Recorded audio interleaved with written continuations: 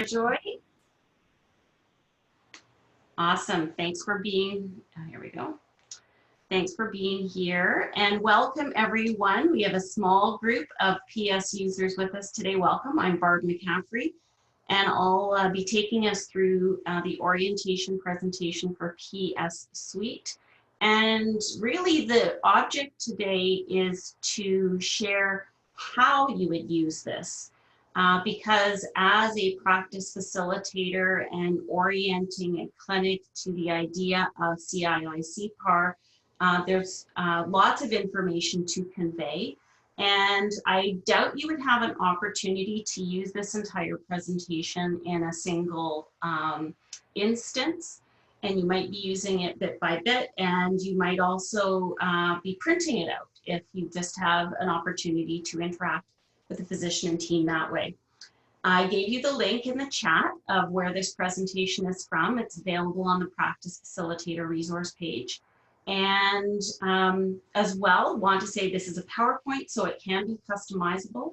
And we know that some PCNs have created their own introduction to this, in which case you might be using your PCN slides.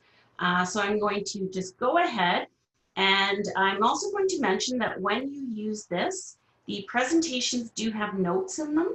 So the slide notes are there for your reference. So of course, you're not going to be memorizing what I'm sharing with you today, and you might be having your own way to contextualize it and present it to a group.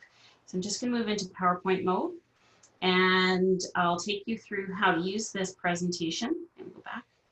And we will be updating this one shortly because PS Suite, as of today, is not enabled for e-notifications, but it will be later on in the summer, and at that point we will update it then.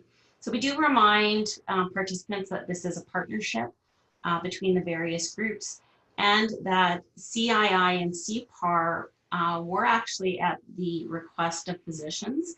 And it was the section of general practice, now called the section of family medicine, that requested it, and it became part of the amending agreement. Also, specialists requested the ability to upload their consult reports to Netcare, and that was a resolution at Alberta Medical Association Representative Forum that made that request. So the important thing before we get into the technology is the why behind it. And we've just discussed quite a bit relational continuity as that foundational piece on which to build informational and management continuity. But it is about that relationship between care provider and their panel of patients, and that they have that care relationship, which is going to be recorded, as we know, in the Central Patient Attachment Registry. If a physician needs more on the rationale behind it, we do have the whole benefits of relational continuity summary of the evidence available. And importantly here, there of course are the clinical benefits and improved health, quality of life, even mortality, which is remarkable, but also about improved satisfaction, and that is both at the patient level and the provider and team level. We do mention as well that CII and CPAR are in complete alignment with primary care network activities going on.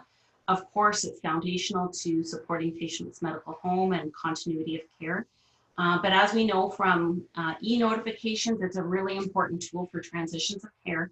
And even for PCNs that have initiatives working on opioids or addictions and mental health, there's a connection there as well. And opioids isn't obvious at the outset, but where opioids can be connected with CI-CPAR is when participants through e-notifications are notified that the panel of patients are having day surgery.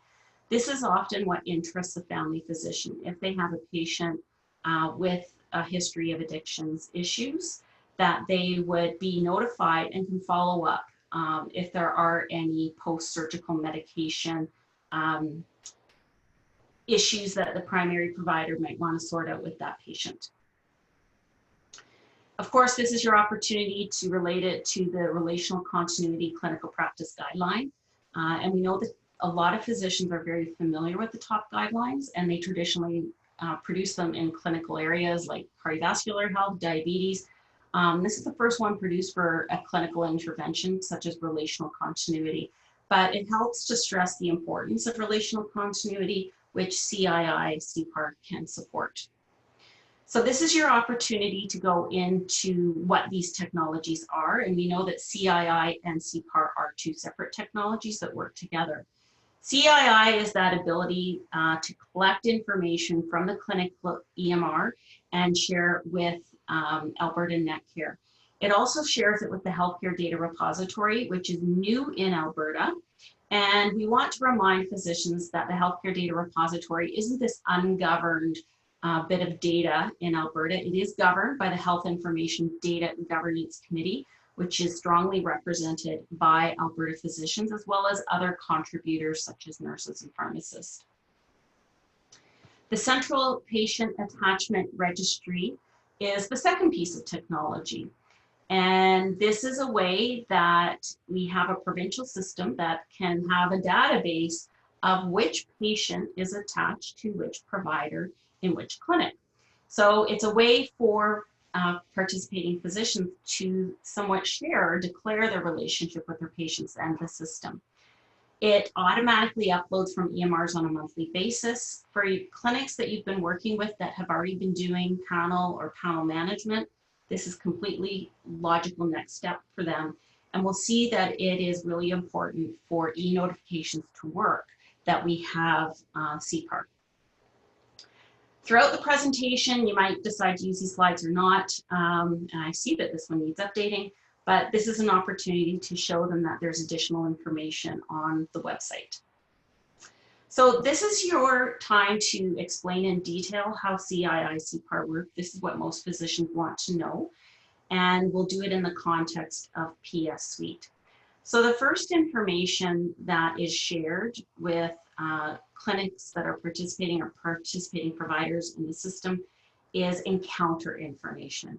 So this is where it takes very specific encounter information from the EMR, goes to the CII Data Hub, to Alberta Netcare, where it creates something new since the beginning of the project called a Community Encounter Digest. So over actually hundreds of thousands of Albertans already have this in their record because of CII CPAR, and it sits in Netcare in a very specific place. Also, as I mentioned, the information is copied to the Healthcare Data Repository, where it can be used for quality improvement and system planning purposes. So the CED, or the Community Encounter Digest, sits in Netcare in a place called Community Reports. So some physicians still might never have seen one yet, but this is where they sit in Netcare. And this is what a Community Encounter Digest looks like. So the CED is divided up into multiple sections. It's meant to be a 12-month rolling snapshot to represent a patient's encounters across all CII-enabled clinics in Alberta. And it assembles it into a single document where other providers can have at a glance view of what's going on with those patients. The first section just describes the encounters that they're having, where, when, and with whom, the reason the patient booked the encounter, and the clinical assessment of the provider of the visit. The next section is called Health Concern History, and if during that visit a new problem in the EMR is reported, it gets pulled up into the CED to indicate such. The next section is called Possible Allergy, because it doesn't require that it be confirmed, but it pulls that from the EMR. The next section pulls blood pressure, height, weight, and waist circumference if they are reported in the visit. Then we have immunizations. If they are administered at the clinic, it records them there, but we don't have much to show you. And then finally, referrals. If a referral is initiated during a visit, it gets recorded. And here you see the example shows urology and cardiology. So what it shows is other providers. So let's say the patient went to Emerge and they saw something for a concern that they already saw for a family physician in a community clinic. The ER doc might see, oh, you just saw a family physician for this 2 weeks ago, and they already started referral for this concern to a urologist, and oh, I don't need to initiate that. Somebody already started that process. So this is a display of the data elements that are being pulled to the Community Encounter Digest, the Healthcare Data Repository, and CPAR. These data elements were chosen because of work that Alberta did with the Canadian Institute of Health Information, CII, and it was actually CII's suggestion of these elements, which they pared down to these ones. The green ones display in Netcare and go to the Healthcare Data Repository. The white ones don't display in Netcare at all, but they go to the Healthcare Data Repository. And the blue ones go to Central Patient Attachment Registry and also to the Healthcare Data Repository. So this is the point where physicians do want to see the mapping, and the team members as well. So this is where you're going to show them the individual fields that come from PS Suite EMR and that they display in the Community Encounter Digest or for the Central Patient Attachment Registry. So this is the demographic and panel information. It is important that clinic teams know that this is the field it's pulling from, because there are actually a few options that you can see here in PS Suite, but this is the field that it is pulling from for CII and CPAR. So we've got our demographic information. Then it pulls the reason for visit, and this is where it's pulling from in the scheduler. And if observations are recorded in a visit, here we have height, weight, blood pressure, waist circumference being displayed, as well as a diagnosis code. This is where it is pulling it from. Next, you see gout as a problem, and this is where it pulls from the problem and as well as the start date. And surgeries, these do not get displayed in the Community Encounter Digest, but they do go to the Healthcare Data Repository. Medications and allergies also get pulled, as well as immunization data.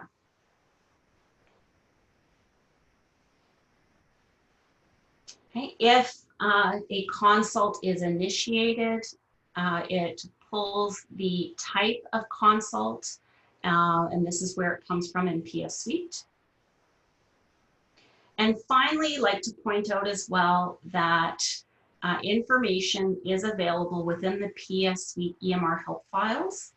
So there is a CII help file there, and that's true for all the TELUS EMRs. But TELUS has also written a guide, and that is available on our website. The guide is an important document that clinics will use as they're getting ready to set up for CPAR after completing the confirmation of participation form and moving ahead with the other paperwork. And this is where it shows all the configuration information. Next, an important consideration for every interested participant is, what about information I don't want to share?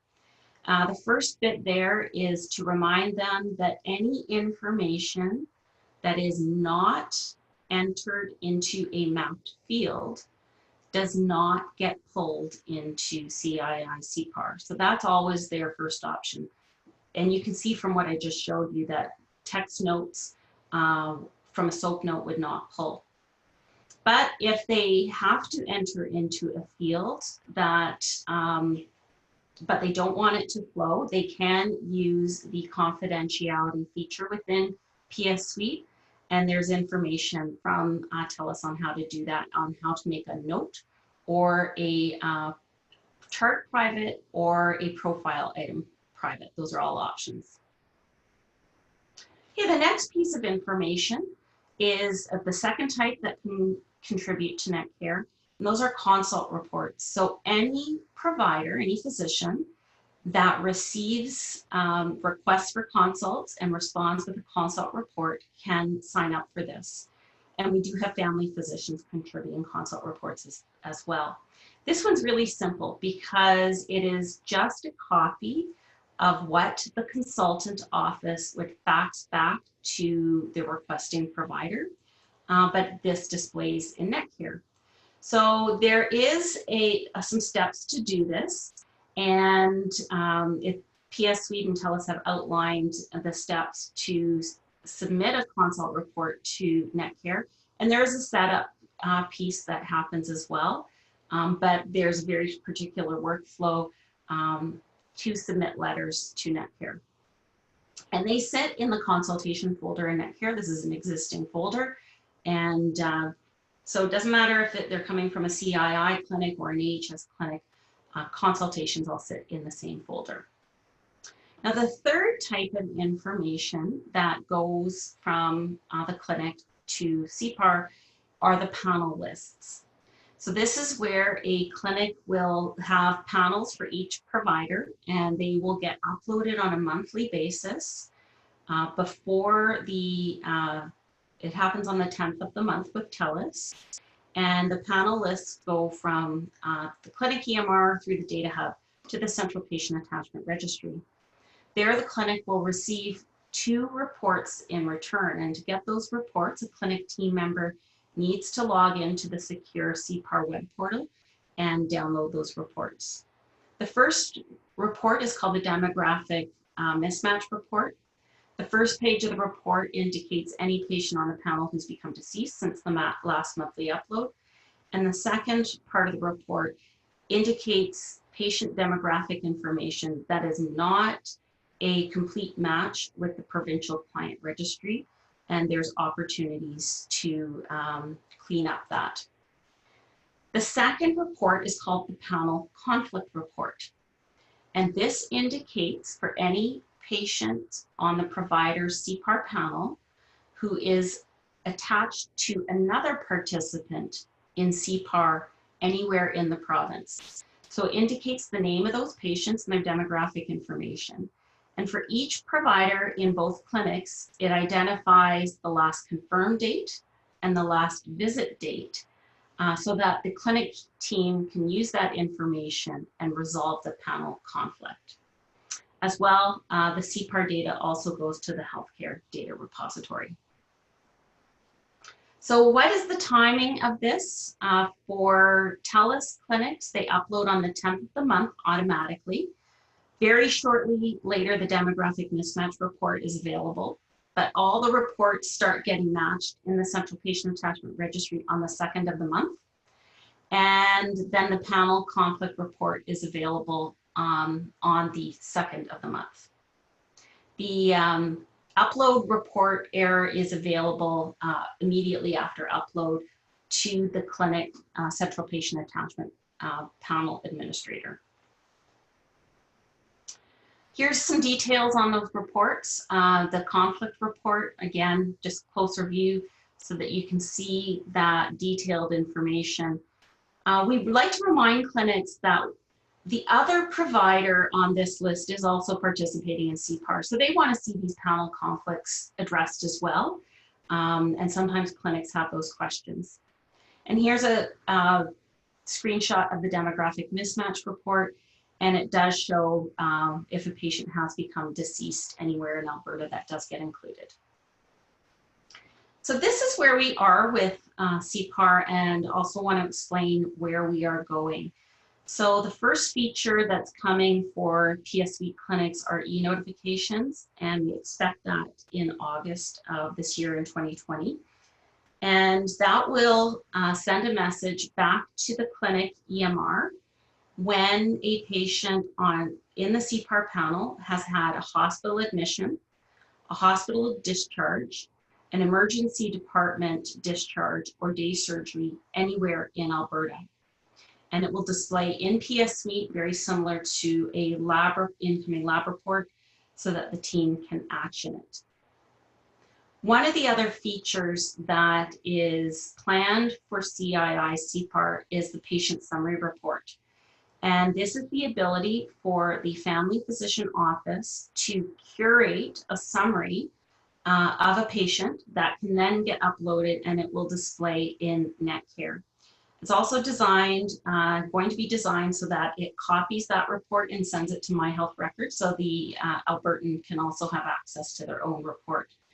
But physician offices would likely decide to do this for a patient with complex health needs.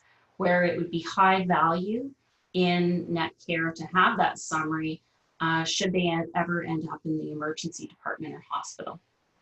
Something that's actually not displayed here, but the requirements have begun, is that Alberta Net Care and likely person directory will display the name of the patient's primary provider from CPAR in their net care record. This will be another opportunity for other providers in Alberta to identify who that patient's primary provider is. So that's the mapping part and how CII CPAR works. When you get to this point, you might be talking about benefits of CII CPAR. And this is an outline of patient, provider, PCN, and health system benefits. But you might choose to use a story from another physician that's already participating in your PCN, or a story from our news page, where you can find very concrete examples of providers already participating and the value that they are seeing for CII CPAR. So at this point, the clinic probably wants to know what they need to do to get ready. The prerequisites include that they are live on Alberta NetCare, that their clinic PIA is up to date, and that they're panel ready. And you already know, because you're talking to them about PS Suite, that they are using a conformed EMR. If they're not live on NetCare, there's a process that they can do that with the Alberta eHealth Support Services team. And the next part is explaining to the clinic about having an up-to-date privacy impact assessment.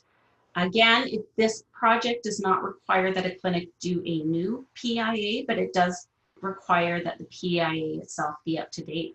And a lot of clinics might not know if their PIA is up to date, and that is why we also have the PIA Update Self-Assessment Tool. It's a little questionnaire that they can go through themselves to understand if the PIA is up to date and give them some guidance. Once a clinic submits their confirmation of participation form to eHealth Support Services, an eHealth Support Services consultant will contact the clinic and do a PIA assessment with them and help them fully understand if they need to update their PIA and what their next steps will be. So that's a very high value add service from the eHealth Support Services team. At this point as well, clinics might have questions about privacy and security. They might have questions about privacy and security of the application itself or of information within. And that is described in these documents. We have the FAQ, a summary of key privacy information, and a summary of the privacy impact assessment. They might also have questions about patient tools. What if patients have questions about this? And with respect to that, we have prepared a custodian and team script if patients do ask questions. There is a patient brochure and a patient frequently asked questions. Interestingly, at this part in the project, we are nearly at 100 clinics implemented at this point. And the survey of participants say that patients don't have a lot of questions. They do have questions sometimes about NetCare, but they have not had many questions about the project. When a clinic does participate, they are obligated to post this poster in their clinic. It's called a health collection notice. They take down their old NetCare poster, which may or may not be up, and they replace it with this health collection notice, which satisfies both NetCare and CII CPAR. If they don't want to post this in the clinic, but have a patient registration page, they can take the same information and put it there. Or if they actually have registration agreements with their patients, they can put it there. But they have options. The point being is there has to be notice to patients, and the poster is one of the easiest ways to do this. And again, during our survey of implemented clinics by the Health Quality Council of Alberta, we found that most patients didn't have questions. They might have had some about NetCare, but just in case, we've created this whole tool set. That tool set includes the patient brochures, the script for custodian and team, a patient FAQ, and there always is that option for Albertans to call eHealth Support Services and NetCare and learn about their options with the NetCare team as well.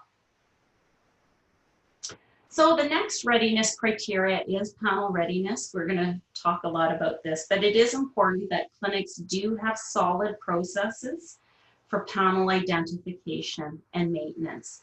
And as the practice facilitator, you should be going through this checklist with them and ensuring that they are able to check off every box, and that indicates that they are panel ready. It is mentioned here too, if a clinic doesn't have panels, and they are just submitting encounter data or encounter and consults, then this does not apply to them. So what if they are ready to participate? What are some of the next steps? We have the forms process, and this is the forms process for clinics with panels. And it does begin with the confirmation of participation form. And after that, they get very detailed instruction from the eHealth Support Services team that allows them to go through the next steps, including the assignment of the privacy consultant that does the PIA assessment with the clinic. This provides some guidance on completing the confirmation of participation form and some guidance on choosing the site liaison, which is often the clinic manager, can be from the roles and responsibility document. Second page of the confirmation participation form refers to clinic governance, and that is if they have a primary custodian of the clinic or not. And a primary custodian is often a physician that is the custodian on behalf of all the physicians at the clinic. Then part E and F just indicate that this awareness and training has gone on, much of which is provided in the information I've given you today. If the clinic wants it, and sometimes clinic managers are interested, this is a document that can show the registration process, and that's available. And we also have the team toolkit, and this is a really good tool for the clinic manager that's acting as the site liaison. The clinic journey checklist is not just a really good tool for you as the facilitator, but also for the site liaison to understand all the steps that are going to occur. And more information is on our website, which obviously this one needs to be updated too. So this, I'm just going to reinforce here that this tool set is available to you. It is as a PowerPoint on purpose, so you can select and choose the slides that you need. And you can print it out, you can present it, you can share it, multiple ways that you can use this. There are some complementary documents that, and Sergio, I'm just going to go to you in a second, that we're getting ready to post soon. And those would be the mapping documents. And we have them for all the other EMRs as well. Sergio, do you want to just comment on those mapping documents?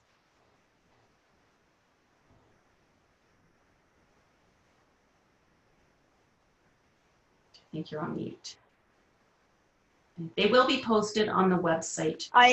Oh, sorry, there you are. Yes, I'm sorry, yes, I was on mute. I have double mute going on. So yes, they are basically ready to post. So we're hoping to have them posted by the end of this week.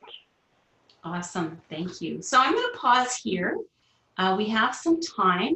Any questions on how to use this orientation presentation, or questions that you've had or that are occurring to you about facilitating a clinic through the process? Yep, and I see a good question in the chat. This one is being updated to be like the other ones. We were waiting for e-notifications to be enabled, and we have to add those slides to it, but it will be updated to look exactly like the other ones at that time as well.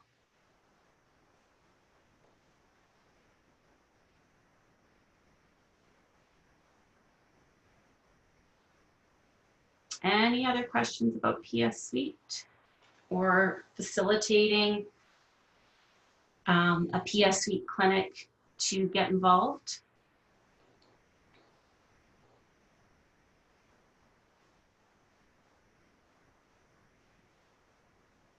This slide. The one particular thing I'll mention is clinics, just because of the way they were using the EMR before, may not have had the patient MD/NP as the primary provider. So that's something that the clinic will need to check as well.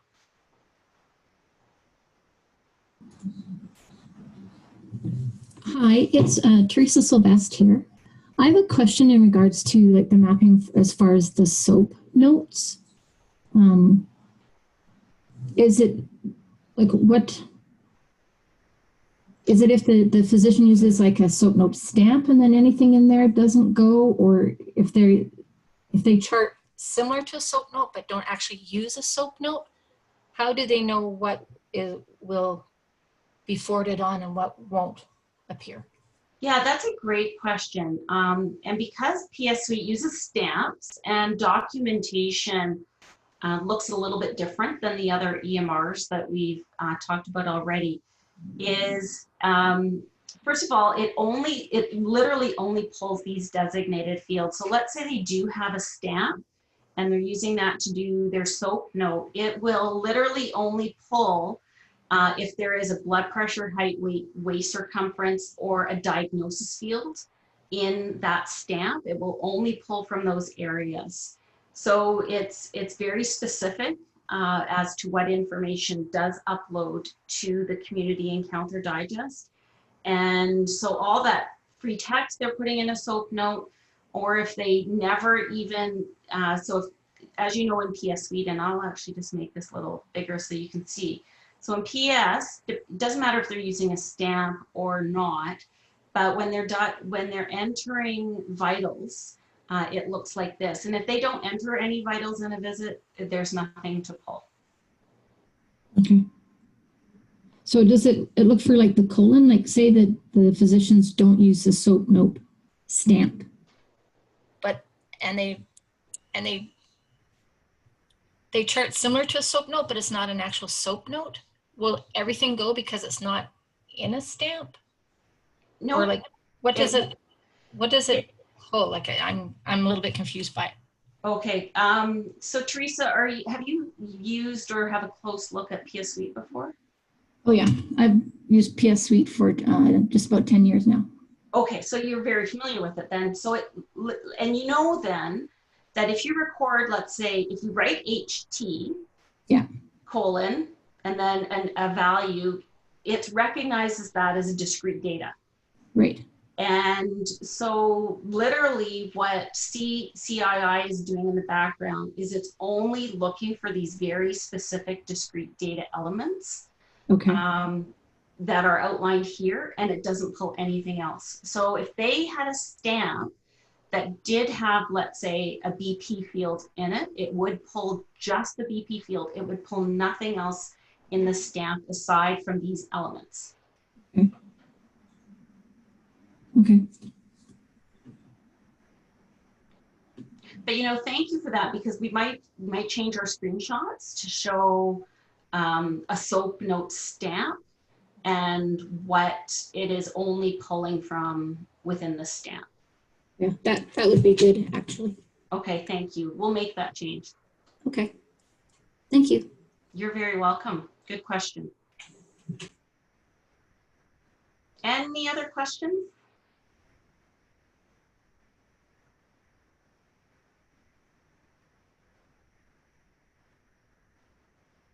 Any other questions that you've had so far that we can use this time for training to answer? Hi, Barbara. It's Kelly Hamilton. How are you? Good. Nice to talk to you, Kelly. Good. So could you just go over the the clinic team roles again, like between the panel administrator, access administrator, site liaison, and what each of those roles would be like compared to if it's a clinic manager that's going to be part of it, or if a clinic manager and a clinic QI lead, if it can be like both names on it, what your recommendation is for each person. With the PCN, we have liaisons plus panel managers, but I'm trying to decipher the difference between a liaison presenting to our clinic of physicians and staff versus what a panel manager, but not in these senses. Do you know what, like the Calgary Foothills? Yes. like those roles. Okay.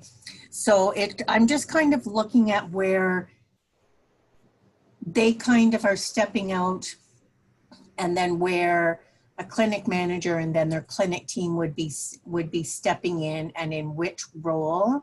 I just want to make sure I have the right people on the right, signed up for the right role in this. Yeah, great question. Thank you. And actually, I'll just bring up, because when you fill out the confirmation of participation form, Yeah. they do want to know at that point who is going to be in which role. Yes. More of a normal size. Okay. So at the point of filling out the form, the first role that you have to identify is the site liaison. And the site liaison is going to be the lasting contact between the clinic and eHealth support services. So they're, of course, going to be really instrumental during the whole process of implementing. But if anything were ever to happen or they need to get in contact with the clinic, they'll always go back to the site liaison. So usually it's a clinic manager, but it could be a similar role. It is often a person that is a permanent role at the clinic. And for clinics that might be small and not have a person in an official clinic manager role, it might be more of a senior person, clinic team member that's been there for a while. Okay. And on the form, eHealth is asking for an alternate too. Just Perfect. because, Okay. people always take holidays. So that's the site liaison. And that has to be identified at the beginning. Now your role would be where we have on the form called the PCN Improvement Facilitator. And that's where we want the support team that is helping the clinic on the form.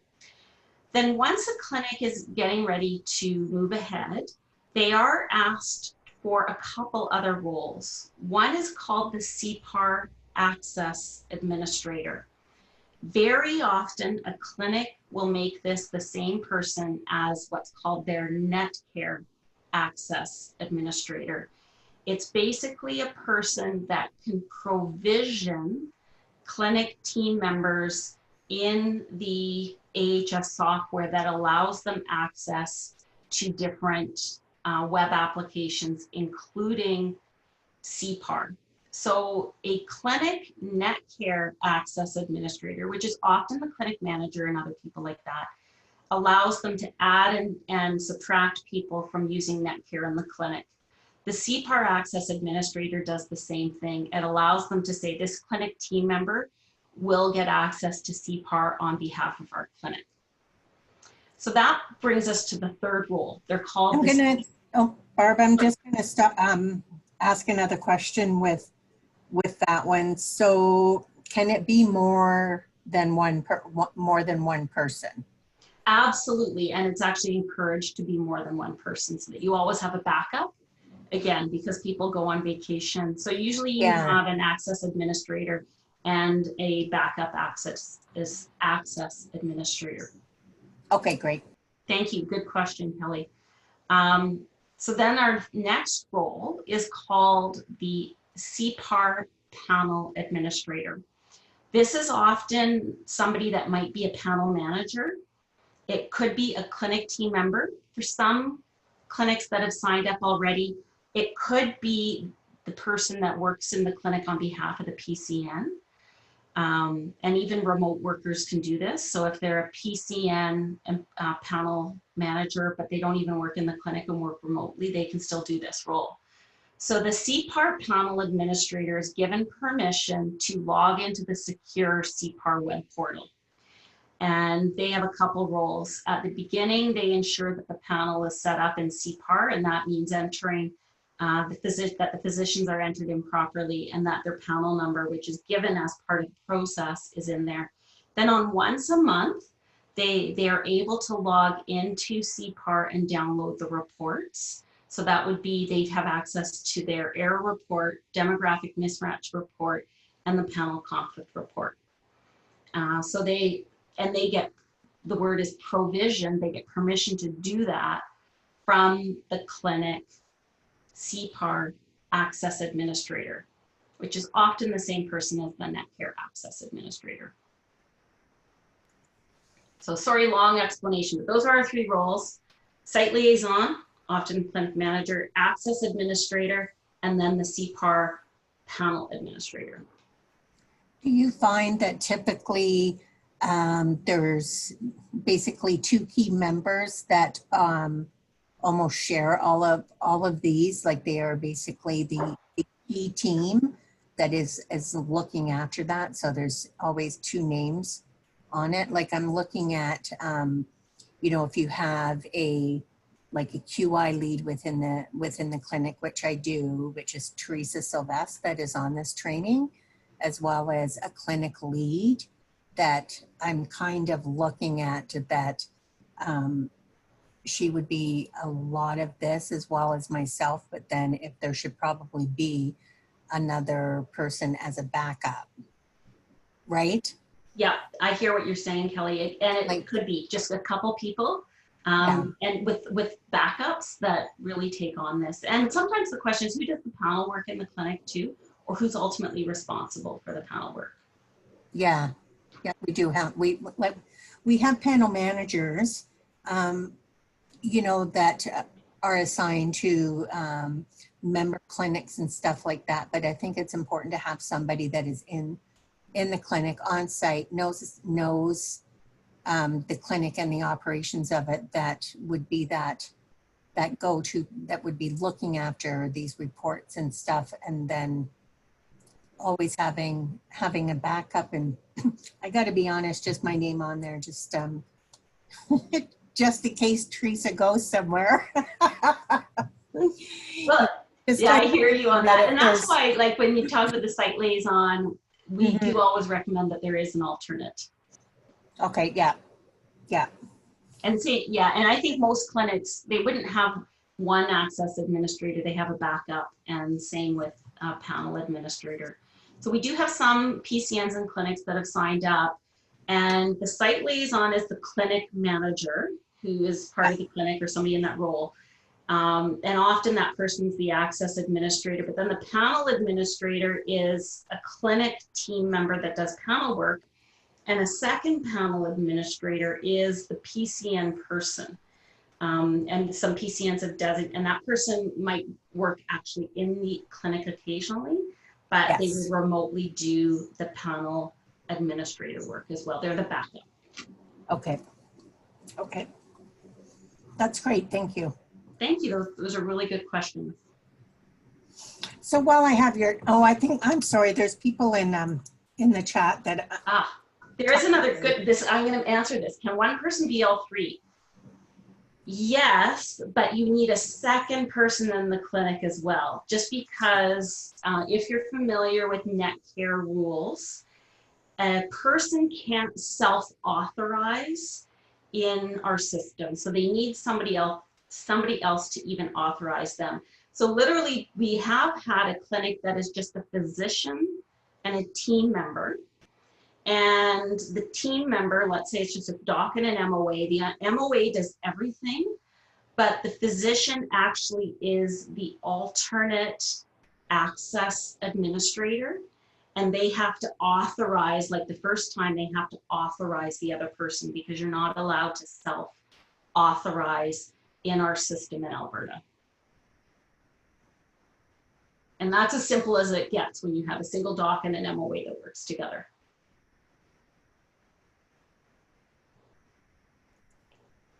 Okay, and any more questions? Kelly, did you have another question? I do actually. So I also manage an after hours clinic. We don't have a panel. However, we look after like member clinics for after hours. If their clinic is closed or a physician goes on holidays, or if they just aren't able to get into their physician's office, a referral comes through HelpLink. It comes into our clinic, and we send notes back to the patient's family physician. How do you see that CII, CPAR working, or is it just part of it, I would assume, that could be useful within our Access 365 after hours clinic? Because I remember a couple of years ago when I did the initial training, and I actually think it was probably 2 years ago, that we were asked, we kind of got into a bit of a conversation about an access or after hours clinic along with a maternity clinic. Yeah, that's a great question. Thank you for asking the question. So clinics that do not have panels are most welcome and actually encouraged to participate because they can contribute to the community encounter digest, and again, contribute to that continuity of care for that patient. So they won't submit panels. It's actually a much simpler implementation with way less paperwork because you don't have that component. But those types of clinics can contribute encounter information. And Kelly, for example, the maternity clinic, if they are the type of clinic, if they write any referral letters as well, those providers can sign up not to just contribute encounters, but to contribute consult letters if they write them as well. And we are encouraging walk-in clinics, all kinds of clinics, to participate and can contribute to the community encounter digest. So it provides that documentation of visits. And ultimately, our goal is that every clinic that is able to connect on the qualified EMRs participates and contributes the encounter information to the NetCare record. Perfect. Thank you. You're welcome. Would you advise if there's 2 clinics, like if I'm managing 2 clinics, starting with one and then onboarding with the other one after? Because I manage a family practice clinic, and then the Access 365 or after hours clinic. Yeah, I think for your workload, Kelly, it would probably make sense to do them one after another. And the after hours clinic will be simpler. There's less paperwork to do. And then the family practice, well, there's a bit more paperwork, but also you have to ensure that your panels are ready to go. Okay, that's perfect. Thank you. Great questions today. This is awesome.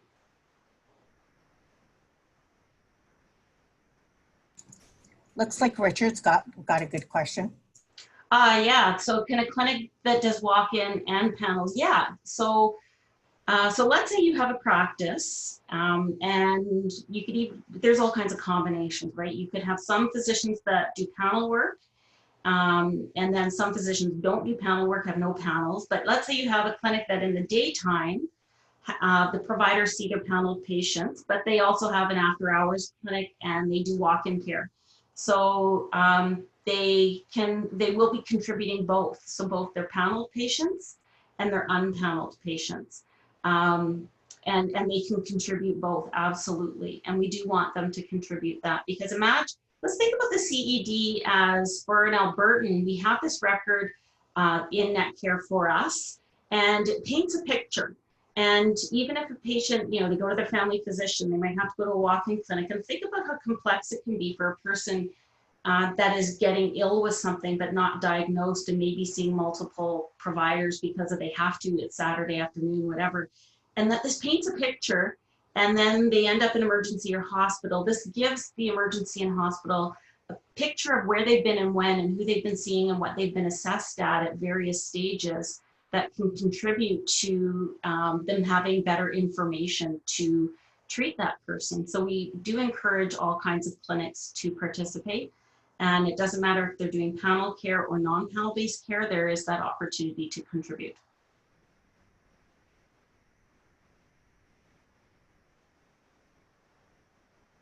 Great questions today. So we are in the last 5 minutes, but I'm happy to stay on and answer any more questions. Hi, it's Teresa Sylvester again. What about a locum that's working for a physician that's on mat leave? So the mat leave physician has a panel, but they're away for a year, and a locum is working. Does that locum have to be signed up for their encounters to be submitted? How does that work? That's a really good question. We're getting really technical now. And we I might have to check the website. We have a new document on this because there are rules in the background of the system to decide what information goes up. And the whole dependency there is how the locum is set up in the EMR. If the locum is set up as an affiliate of the signed up provider, the information goes. If the locum is not set up as an affiliate, then the information will not go. And if it's going to be a long period of time, like a year, then it might be a good option for them to sign up. Okay. And what is the criteria that they'd be recognized as an affiliate? Yeah, it's deep in, and I don't off the top of my head, and I can't even answer it for PSW because that's not the one that I know most of all. And TELUS would best be able to answer that question as well. And it depends on how they're set up as a physician in the EMR in relation to being a locum for the provider they're covering for. Okay. But that's a great question. So TELUS would be able to answer that and say, if you set them up this way, then they're an affiliate. If you set them up this other way, then they're not affiliate, and the information would not go unless that provider is signed up. Okay, thank you. Good question.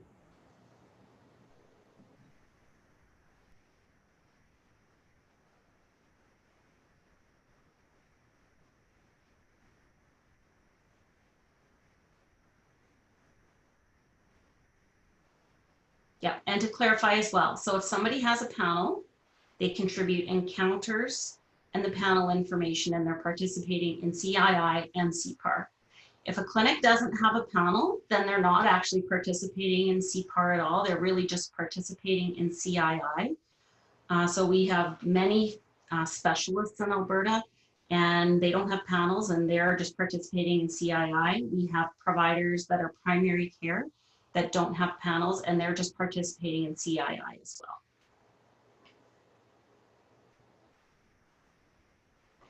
Great questions today.